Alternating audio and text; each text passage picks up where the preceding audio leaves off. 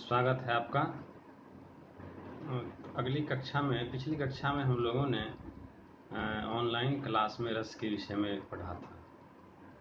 आइए आज रस के विषय में ही जानें उसका अगला भाग।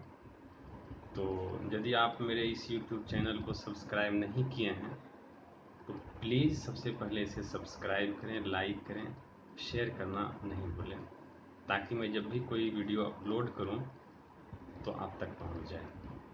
धन्यवाद। आइए रस के विषय में जानते हैं। रस की जो विशेषताएं हैं उसके विषय में आचार्य विश्वनाथ जी बताते हैं। रस की निम्नलिखित विशेषताएं आचार्य विश्वनाथ जी ने बताए हैं। उनमें से है रस आस्वाद है, आस्वाद्य नहीं। रस की उत्पत्ति सत्वगुण के उद्रेक से होती है। रस अलौकिक होता है। रस स्वप्रकाशानंद है। रस ब्रह्मानंद सहोदर होता है। रस अखंड होता है। रस चिन्मय है, यानी ज्ञान का स्वरूप है। रस लोकोत्तर होता है और रस की अनुभूति हमें तन्मयता की स्थिति में ले जाती है। ये रस की विशेषताएं आचार्य विश्वनाथ जी ने गिनाए हैं। रस के 4 अवयव होते हैं: अस्थाई भाव, विभाव, अनुभाव और संचारी भाव। अब अस्थाई भाव क्या है, किसे कहते हैं? तो हमारे हृदय में जो भाव पहले से अस्थाई रूप में विद्यमान होते हैं और अनुकूल कारण पा करके उद्बुद्ध होते हैं, उसे अस्थाई भाव कहते हैं।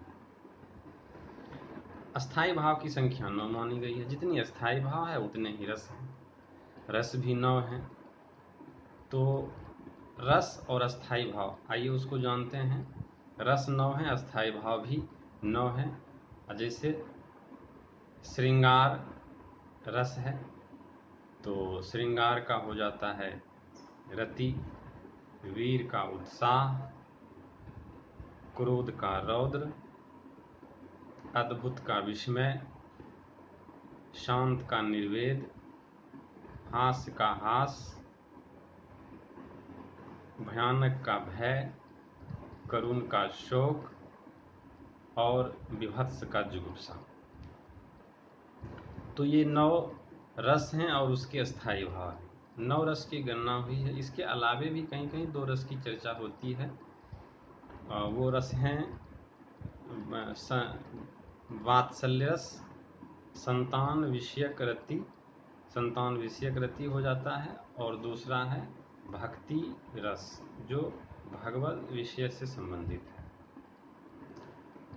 तो इन दोनों रसों की चर्चा होती है, परंतु इन दोनों रसों की चर्चा होने के बावजूद भी रस की संख्या 9 ही मानी गई है, क्योंकि जो दाम्पत्य रस है, भक्ति रस है, वात्सल्य रस है, तो उनमें क्रमशः उनसे ही जो निकला है वो श्रृंगार रस निकला है और वात्सल्य रस निकला है, भक्ति संबंधी रस निकला है। यही तीनों रस उससे निकला है। तो श्रृंगार को रसराज कहा जाता है। रस में राजा है श्रृंगार, रसराज कहलाते हैं। तो ये रस थी। रस की चर्चा मैंने कर दिया है। अब है विभाव। विभाव क्या है?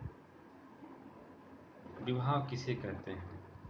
तो हमारे हृदय में स्थित भाव जिस वजह से उद्बुद्ध होते हैं उसे विभाव कहते हैं। जिस कारण से उद्बुद्ध होते हैं उसे विभाव कहते हैं।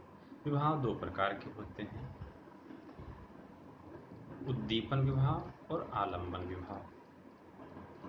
अब अनुभाव है। अनुभाव किसे कहते हैं? तो अनुभाव वह है, अनुभावो भाव बोधकः। अनुभाव का अर्थ यह हुआ कि भाव का बोध कराने वाले भाव अनुभाव कहलाते हैं। आश्रय के हृदय में कौन से भाव उद्बुद्ध हो रहा है, यह अनुभव के वजह से ही हमें पता चलता है, इसकी जानकारी होती है। इसलिए अनुभव 4 प्रकार के होते हैं। कायिक, जिसको आंगिक कहते हैं, वाचिक, आहार्य और सात्विक। कायिक या आंगिक यानी हम शरीर से जिस भाव को प्रकट करते हैं वह कायिक या आंगिक अनुभव कहलाता है। उसके बाद है वाचिक। वाचिक अनुभव वाणी से प्रकट किया जाता है। उसके बाद है आहार्य। आहार्य हम वेशभूषा और अलंकार आदि के माध्यम से हम अपना भाव प्रकट करते हैं, वह आहार्य होता है। उसके बाद सात्विक है। सात्विक सत्व गुण के उद्रेक से जो भाव पैदा होता है और जिस पर हमारा कोई वश या कोई अधिकार नहीं होता है, उसे सात्विक अनुभव कहते हैं। यह रसों में विचरण करते हैं, इसलिए इसको व्याभिचारी भाव भी कहा जाता है। तो ये सात्विक अनुभव है। तो जो रस में विचरण करते हैं उनको हम अलग से जान लेंगे, लेकिन सात्विक अनुभव जो सत्य के आधार पे होता है और जिस पर हमारा कोई वश नहीं चलता है, वो सात्विक अनुभव कहलाते हैं। अब है संचारी भाव। संचारी भाव वे होते हैं जो संचारी भाव उसे कहते हैं जो भाव को पुष्ट करता है। भाव को पुष्ट करने वाले संचारी भाव कहलाते हैं। संचारी भाव रसों में विचरण करते हैं और इसे व्याभिचारी भाव भी कहते हैं। इस प्रकार संचारी भाव की संख्या 33 मानी गई है।